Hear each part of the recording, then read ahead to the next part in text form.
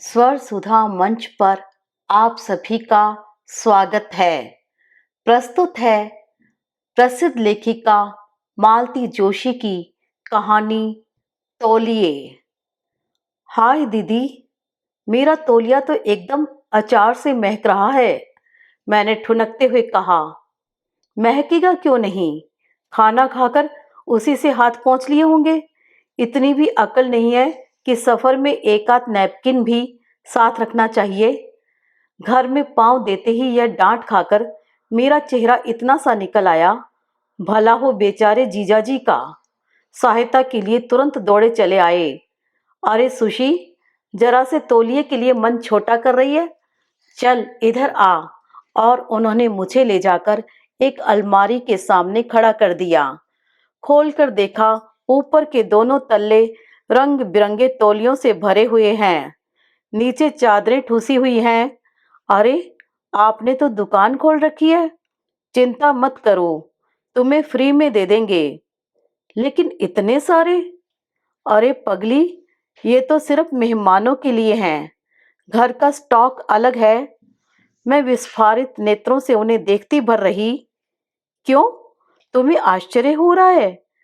आश्चर्य नहीं होगा क्या जीजा जी, हम तो उस घर में बड़े हुए हैं जहां घर भर के लिए एक ही तौलिया हुआ करता था। अब तो खैर भाभी के आने से व्यवस्था काफी बदल गई है।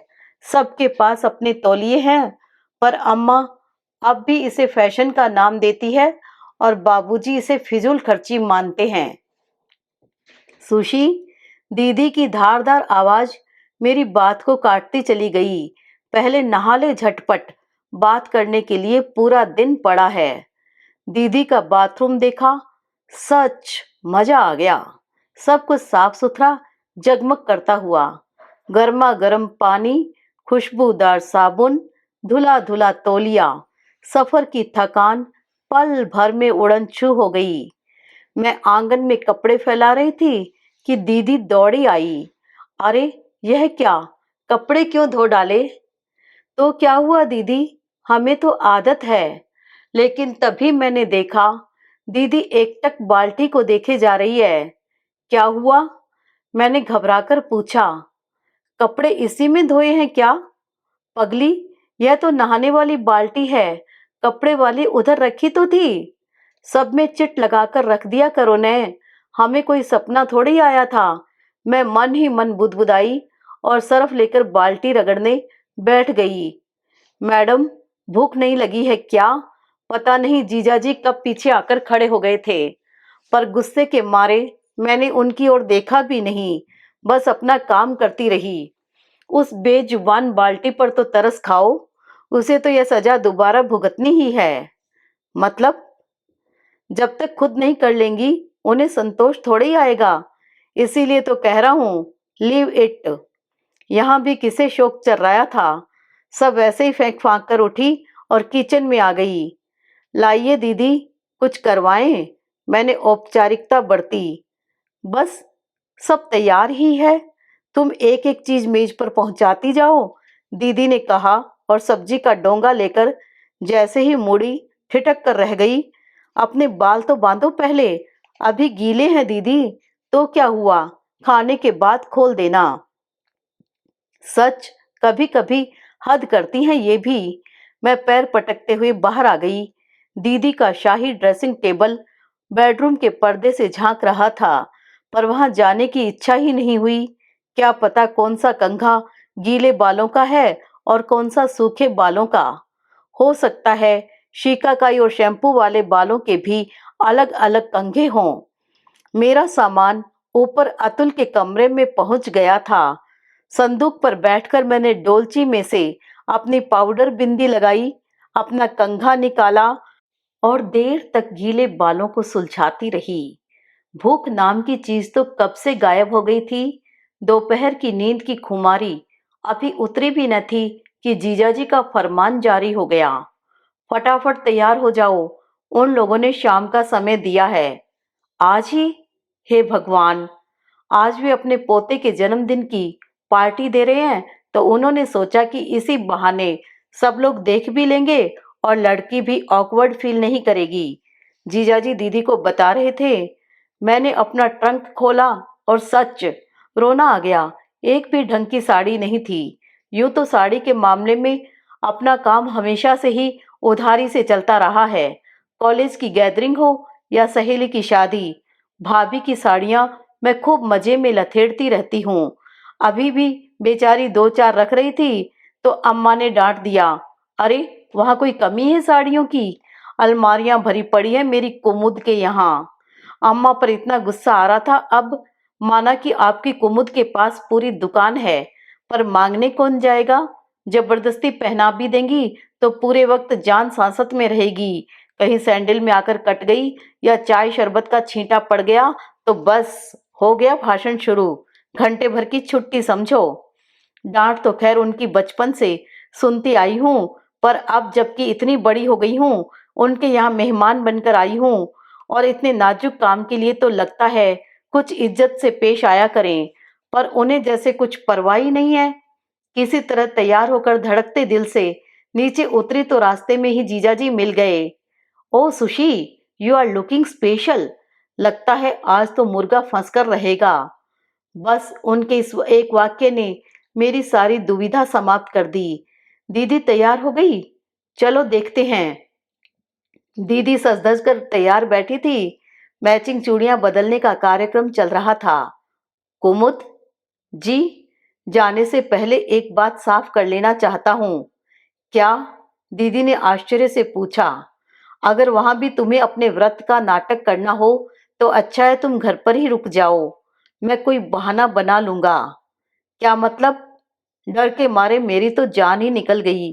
दीदी साथ न रही तो उतने सारे अजनबी लोगों के बीच मेरा क्या बनेगा? आप बाहर खाती नहीं है क्या? मैंने हैरत से पूछा। खाना तो दूर, बाहर पानी तक नहीं पीती हैं ये। जीजाजी ने बताया, अगर मजबूरी में किसी के यहाँ पीना पड़ जाए तो गिलास इतनी बार ऊपर से नीचे तक देखेंगी कि सामने वाला शर्म से पानी पानी हो जाएगा। अब आप जाते समय मेरा मूड तो न खराब कीजिए, दीदी ने तमक कर कहा तो जीजाजी चुप हो गए, पर दीदी का मूड वैसा ही बना रहा। सारे रास्ते वे चुप चुप बनी रही। उनके साथ होने से जो एक सहारा सा था वह भी अर्थ ही नहीं लगा। जीजाजी ही पूरी कमान संभाले रहे। घर से निकलते वक्त इतनी चकचक हो जाने के बावजूद भी दीदी ने वही किया जो उन्हें करना था। पार्टी का आधुनिक डील डोल देखा और झट से व्रत की घोषणा कर डाली। मेरी तो सिट्टी पिट्टी गुम हो गई थी। इस तरह की पार्टी में शिरकत करने का पहला मौका था। तौर तरीके कुछ भी नहीं जानती थी मैं। जीजाजी मेरी घबराहट भांप गए थे। वे साये की तरह मेरे साथ रहे।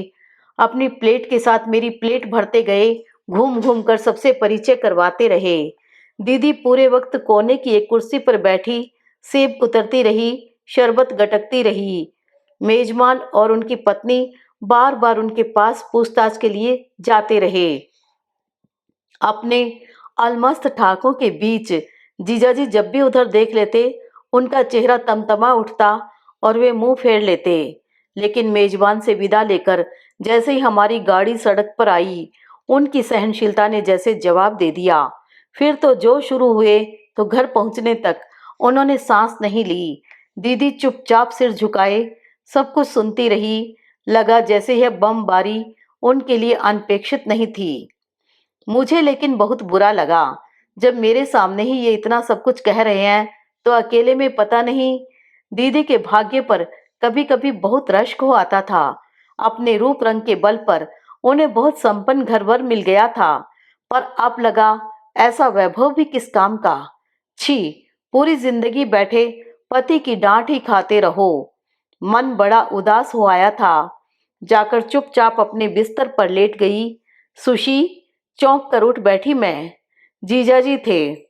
जाकर अपनी दीदी को कुछ खिला तो दे, वह बेवकूफ भूखी ही सो जाएगी।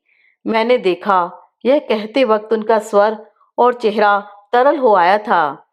जीजाजी, ये दीदी को क्या होता जा रहा है? यही तो समझ नहीं पाता सुशी, उन्होंने कहा और एक कुर्सी खींचकर उस पर बैठ गए। ये सफाई का भूत लगता है, मुझे या उसे पागल बनाकर ही दम लेगा। मेरी सोशल लाइफ तो एकदम खत्म ही हो गई है।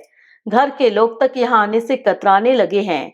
पीने का पानी तक किसी को छूने नहीं देती। बताओ, इतना लांछन और इतना अपमान कौन सहेगा? ठीक है, आप सफाई पसंद हैं, पर दूसरे लोग भी घूरे पर तो नहीं रहते। अरे, 2 दिन को लड़का घर पर आता है तो घबरा जाता है, उसे भी ये नहीं बख्शती।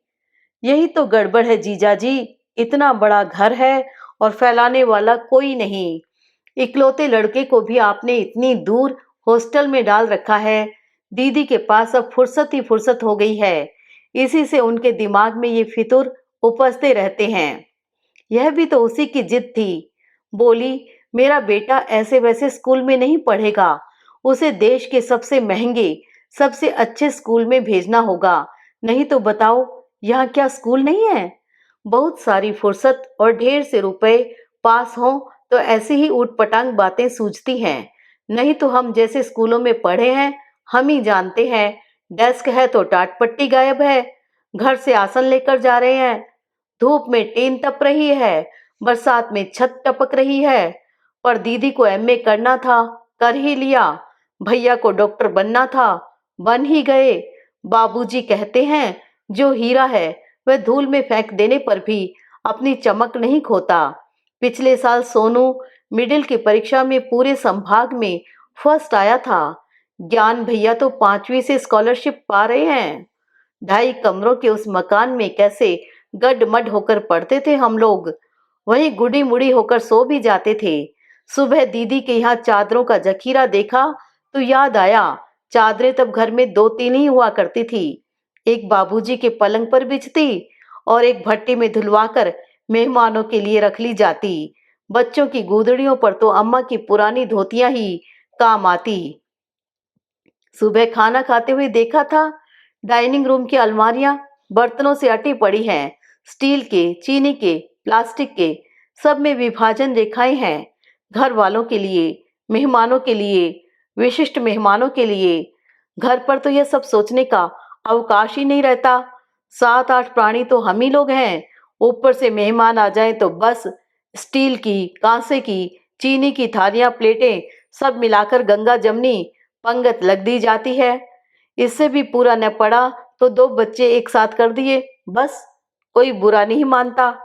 अब कौन विश्वास करेगा कि दीदी भी उसी वातावरण में पली हुई हैं। बल्कि हम लोगों का तो सारा बचपन उन्हीं के साये में गुजरा है। अम्मा को घर के कामों से ही फुर्सत नहीं मिलती थी, फिर गोद में कोई न कोई होता ही था। बड़े बच्चे दीदी के सहारे ही पलते। सहेली के यहाँ भी जाती तो साथ में कोई न कोई लगा ही रहता। अब ये एकाएक उन्हें क्या होता जा रहा है? उस दिन तो वाकई दीदी ने हद कर दी। पार्टी वाले दिन माहौल भीड़ भाड़ वाला था। ठीक से बातचीत नहीं हो पाई थी।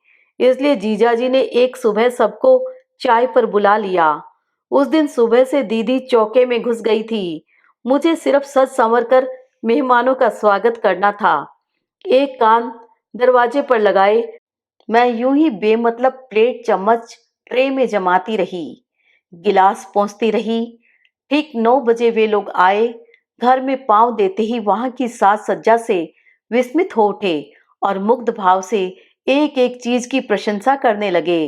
अपनी प्रशंसा से तृप्त होकर और स्वागत का कर्तव्य निपटाकर दीदी फिर किचन में चली गई और लोग बाग इत्मीनान से बैठकर गपशप का मूड बनाने लगे। वर महोदय की भाभी और बड़ी बहन साथ में थी। दोनों की गोद में गुलगोथने बच्चे थे जो नीचे उतरने के लिए मचल रहे थे, पर बेचारी संकोच में, असमंजस में उन्हें कसकर थामे हुए थी। आखिर जीजाजी ने ही उन्हें इस दुविधा से उबार लिया। ताश का एक पुराना पैक और 2-4 पुराने शो पीसेस कालीन पर डाल दिए और बच्चों को छोड़ दिया। बच्चे भी खुश और माँ भी। दीदी जब गोपाल के हाथों नाश्ता लगवाकर बाहर लाई तब भारत की विदेश नीति की आलोचना जोरों पर थी। अच्छा ही हुआ किसी ने दीदी का चेहरा नहीं देखा, नहीं तो उन्होंने बच्चों को इस बुरी तरह घूरा था कि मैं तो कांप कर रह गई थी। नाश्ता देखते ही सब लोग राजनीति की सूखी चर्चा को छोड़कर नाश्ते पर टूट पड़े। दीदी सचमुच गजब की चीजें बनाती हैं। 6-7 आइटम थे, सब के सब घर पर बने हुए। सबने डटकर खाया और जी भरकर प्रशंसा की। 2 घंटे बाद जब वे लोग जाने के लिए उठे तो कमरे की सज्जा देखने लायक थी। सोफे से लेकर मेज पोस्ट तक टोमेटो सॉस का छिड़काव हो रहा था। कालीन पर खजुराहो की खंडित मूर्तियां गाजर का हलवा चख रही थी। पानी के जग में पापड़ का चूरा घुला हुआ था। एक गिलास टूट गया था, जिसे एहतियातन मेज के नीचे सरका दिया गया था। हम लोग उन्हें छोड़ने गेट तक गए। गाड़ी के पास भी 10-15 मिनट तक बतियाते रहे। आखिरकार जब बड़ी भाभी ने देवर को टहोका मारा कि यही डेरा डालने का इरादा है क्या, तब जाकर गाड़ी स्टार्ट हुई। अतिथियों पर टीका टिप्पणी करते हुए हम खरामा खराम बंगले की ओर लौट रहे थे कि देखा, गाड़ी फिर लौट आई है। मैं अपना पर्स भूल गई थी। नीता दीदी ने झेपते हुए बताया। सब लोग गाड़ी में ही बैठे रहे। औपचारिकतावश मुझे ही उनके साथ अंदर आना पड़ा। ड्राइंग रूम में पांव दिया और धक से रह गई मैं। वहां का तो नजारा ही बदला हुआ था। कालीन निकल चुका था, कुर्सियां एक ओर सरका दी गई थी और गोपाल बाल्टी में पानी लेकर कमरे का पोंछा लगा रहा था। सोफे के कवर निकाले जा चुके थे और एक कोने में खड़ी दीदी उन पर नए कवर्स चढ़ा रही थी। दीदी को देखा तो याद आया, वे हमारे साथ बाहर नहीं आई थी। उन्होंने दरवाजे से ही हाथ जोड़ लिए थे। नीता दीदी के साथ दोबारा बाहर जाने का मेरा साहस नहीं हुआ। उसके बाद उफ, उसके बाद क्या हंगामा हुआ है। जीजाजी 2 घंटों तक पागलों की तरह चीखते रहे थे। घर के दरों दीवार भी जैसे उनके गुस्से से दहल उठे थे।